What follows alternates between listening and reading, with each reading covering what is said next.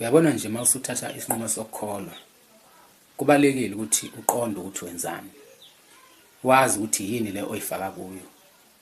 Ngoba okokuqala nje fanele wazi ukuthi make wayinqumela ukuthi njengamanje usulikholwa. Lokho nje kukodwa kuchaza ukuthi wena usukhethe ukuphila impilo ehlanzekile. Ayikho into eyenyanyisa njengekholwa elithanda isono. Lingcono nekholwa usukubona ukuthi noma lesi sono lesi simehlula kodwa khona hayi ngoba nakhe esithanda kodwa nje isona nje simhlulayo. Bese kuba khona nje ikholwa nje uthola ukuthi liyasithanda nje isono mdalwaso, yabona. Iyayinyanyiseke lento yokubona ikholwa elisigebengu. Ikholwa elinephunga ngaso sonke isikhathi lihleze nje lona linephunga. Kwala ngisho seliphika lithi baqambela kodwa akwenzeki ukuthi ungavele nje usuke nje unukakalwe ezintweni wena ube umsulwa. Kungenzeka ukuthola ukuthi abantu bakwenze kube yihaba kodwa ngaso sonke isikhathi mawusuke ubekiwe izici kusuke kukhona ungahambi kahle ngawe. Sikiyeke lokho ukuthi abantu banomona nani yonke lonto leyo singayikhulumi le asibeke eceleni. Ngiyengithande impilo kaMphrofethi Isaiah Shembe ngoba uMphrofethi Isaiah Shembe wayengenalo iphunga. Kukodwa kuphela isicabaze bamkhandela sona lesi sokuthi bethi wazama ukundiza kodwa nje akusiye umuntu owaba nephunga empilweni yakhe ukuthi usesolakala ukuthi usenza ukuthi usesolakala ukuthi senza ukuthi. Manje ngiyengibukeke mina ukuthi mawusukulikholwa ngaso sonke isikhathi wena igama lakho litholakala ekungcolini.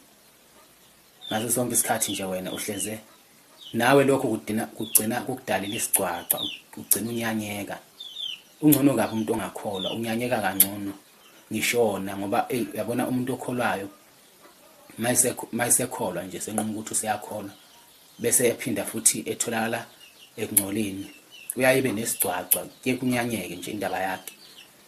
Ingakho ngithi kubalekile mina ukuthi mawuzazi ukuthi uyayithandela nje ubona oyiqhilanisa nalento yokuzama ukukholwa ungayiphili impilo ezimbili. Phila nje impilo eyodwa ukuthi njengamanje wena ukhetha impilo ukhetha ukuphila impilo ehlanzekile noma ukhetha ukuphila impilo yokungcola kucace. Ngaleyo ndlela uyokwazi ukuthi yonke into oyenzayo wenze ngaphandle kokucindezeleka ngoba le ndaba ukuthi ngaso sonke isikhathi mawufuna ukona wena ulokhu ucasha inkinga lonto leyo ngoba ngisho ungacasha kodwa akwenzeki ucashele bonke abantu. Bakhona abantu abasuke bezokubona ngisho ngathi leyo nto leyo oyenzayo wena awubonwa umuntu kodwa ikhona indlela akuyovela ngayo ukuthi leyo nto leyo uyayenza. Mawuyikholwa nje sengazi ukuthi ungaphila impilo ehlanzekile. Kufana nekholwa ngaso sonke isikhathi malona libe nendlela yokuyithethelela. Ngisho ngathuka inhlamba umuntu uzomuzwe sethi nokhokho babeyithuka kodwa kukhuluma ikholwa njalo. Uthi mawutshela ukuthi uNkulunkulu akakufuni ukuthi lithi ikholwa uNkulunkulu wayengeke kudala lokhu kube wayengakufuni. Eshisono njalo. Mawungasumbuze lo muntu ukuthi akakhonze ngani pho uSathane ngoba noSathane wadala uNkulunkulu ngeke aza kuphendule. Ngoba yonke into yena uvele ethi hayi yadala uNkulunkulu. uNkulunkulu wayengeke ayidale kube wayengayifuni.